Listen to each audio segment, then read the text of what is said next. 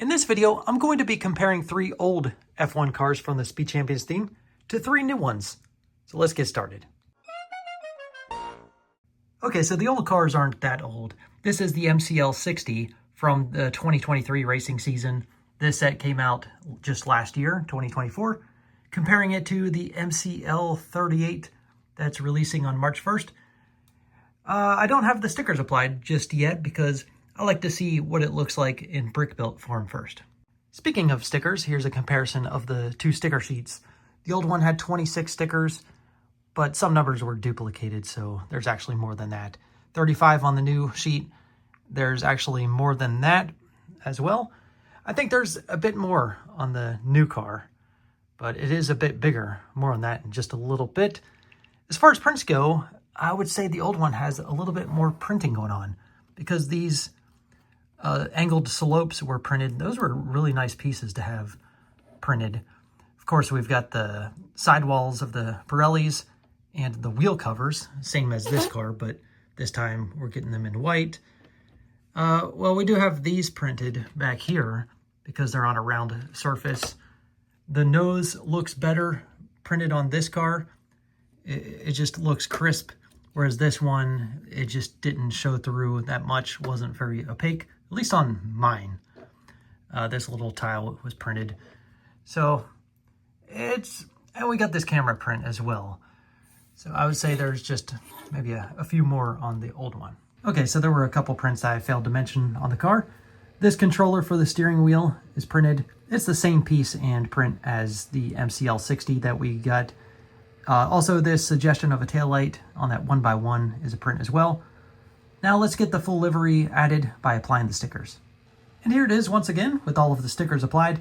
Notice that we get some new elements this year for the F1 cars, including this new deflector / axle piece, this rear wing that looks like it's used in every car.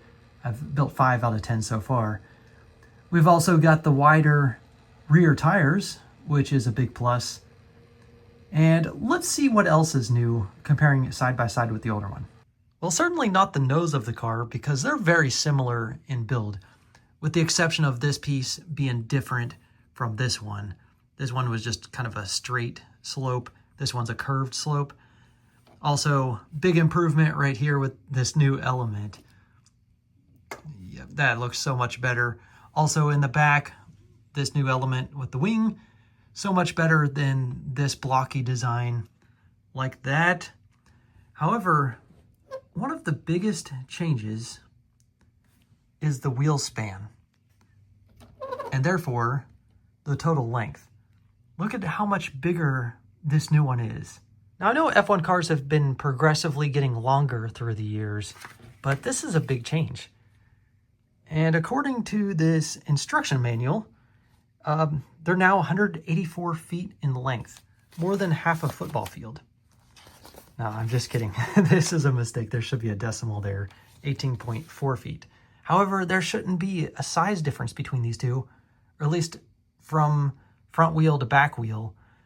The wheelbase length should be the same between these 2 years. They're only 1 year apart, and there wasn't any change in that length. So why did Lego make this longer? The width is pretty much the same, even with the wider back tires because they're pushed inward. Maybe to get the proportions a little bit better and maybe to pack in a little more detail. I guess so, but I kind of liked it this length. This is getting a bit long. Let me pull up another car, for example. Yeah, it's getting longer than every other car in the Speed Champions theme. Okay, I take that back. Of course, every Speed Champions car has their own unique build, and the techniques are always interesting, fascinating. This one, not an exclusion. It was really foreign. It was kind of weird, actually. It was built at all these different angles. It's funny that they use the same ski piece in both of these. The MCL60 already had some low ground clearance. However, this new MCL38, well, it's pretty much just touching the table with these studs on these 3x3 plates. So if you push down on it, just in the slightest bit, it'll scrape. Don't try to drive this on carpet.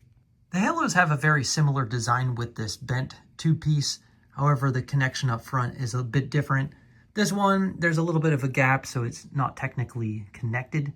But I actually like this a little bit better than this one, where we've got this robot arm.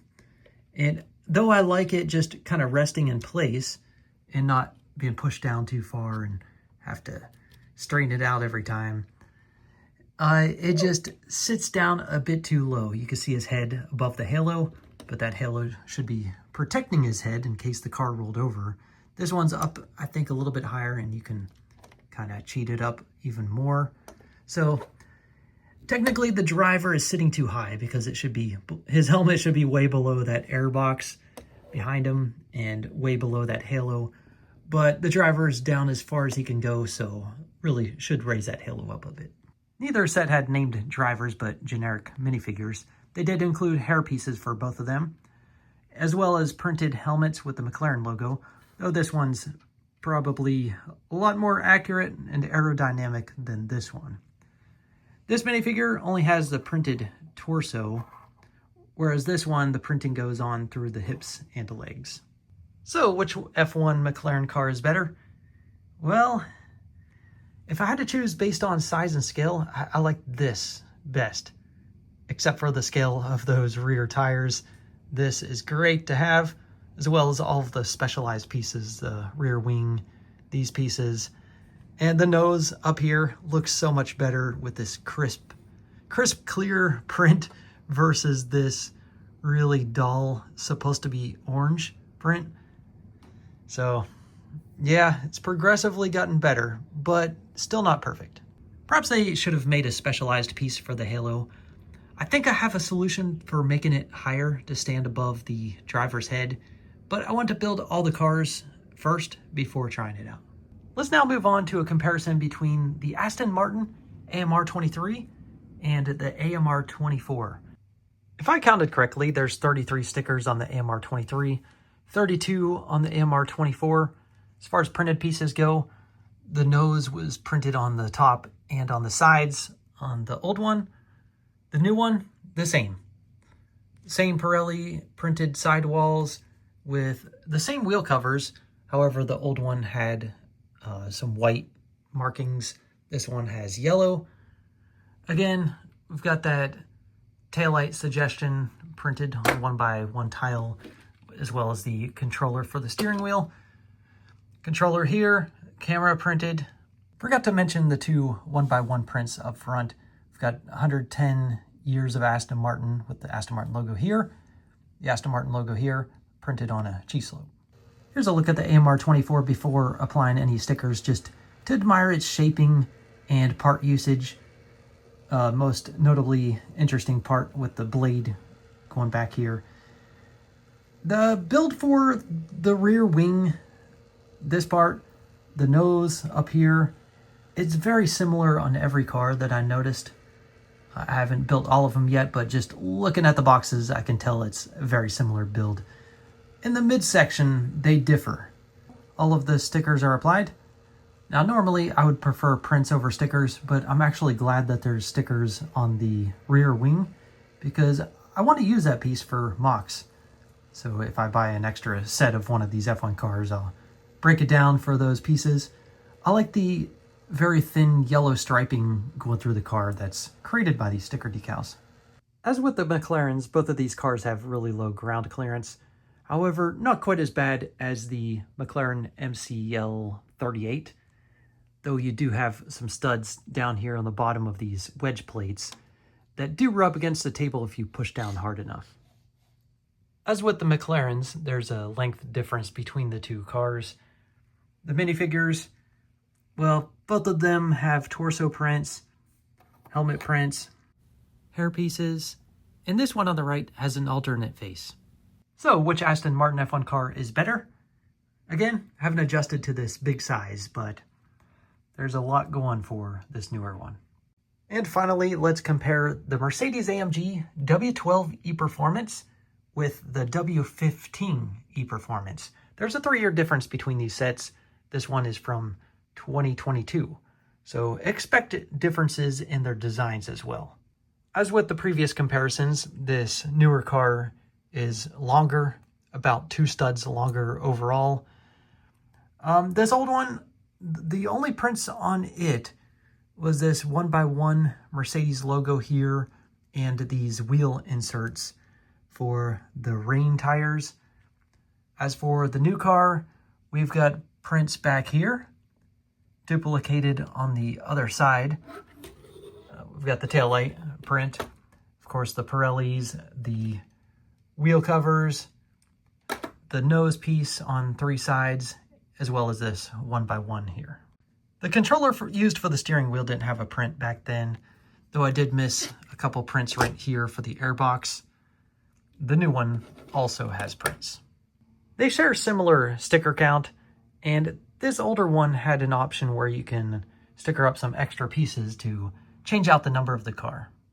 As with all of the cars in this wave, spoons are used for the mirrors, and as seen with the AMR 24, we've got this blade being used to shape up the engine compartment. With the stickers applied, you can see the continuation of teal and light gray striping.